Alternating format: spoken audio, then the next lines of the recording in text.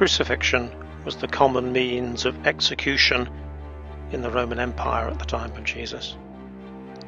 During the course of the Roman period, hundreds of thousands of people died crucified on Roman crosses.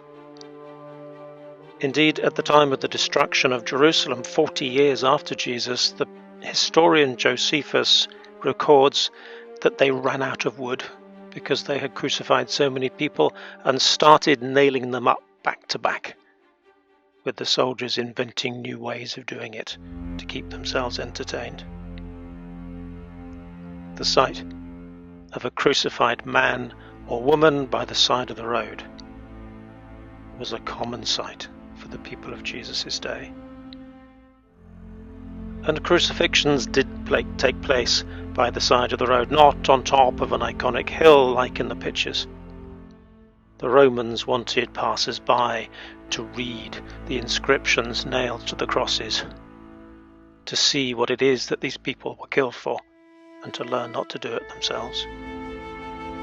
Jesus' death on a Roman cross, so iconic in Christian tradition, was the everyday death of a common criminal in the Roman Empire. When the soldiers had crucified Jesus, they took his clothes and divided them into 4 parts, one for each soldier. They also took his tunic. Now the tunic was seamless, woven in one piece from the top, so they said to one another, "Let's not tear it, but cast lots for it to see who will get it." And that is what the soldiers did. Meanwhile, standing near the cross of Jesus were his mother and his mother's sister, Mary, the wife of Cleopas, and Mary Magdalene. When Jesus saw his mother and the disciple whom he loved standing beside her, he said to his mother, "Woman, here is your son." And then he said to the disciple, "Here is your mother." And from that hour, the disciple took her into his own home. After this, when Jesus knew that all was now finished, he said, "I am thirsty."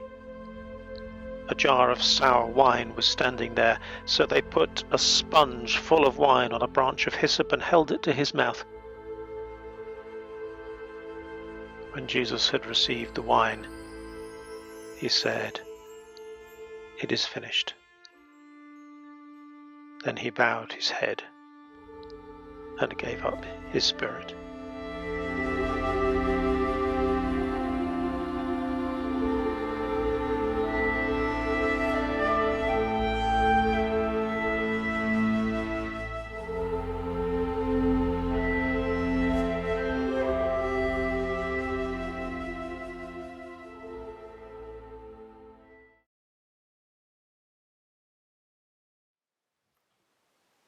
The final week of Jesus' life had spanned a number of different locations. Every morning he went into the temple where he engaged in sharp debate with the rabbis and with the priests and taught the festival crowds. In the evening he would go to the home of his dear friends Lazarus and Mary and Martha, and there he would be looked after and loved and cared for. Before that, he would pause on the Mount of Olives, and in the seclusion of the olive trees would take time to pray and to think and to catch up with the day's busyness. At the end of the week he hired an upper room, and there, whilst celebrating the history of the Jewish people, he attempted to teach his disciples for the last time the things that mattered most. But none of these locations were the defining location of God's plan that week.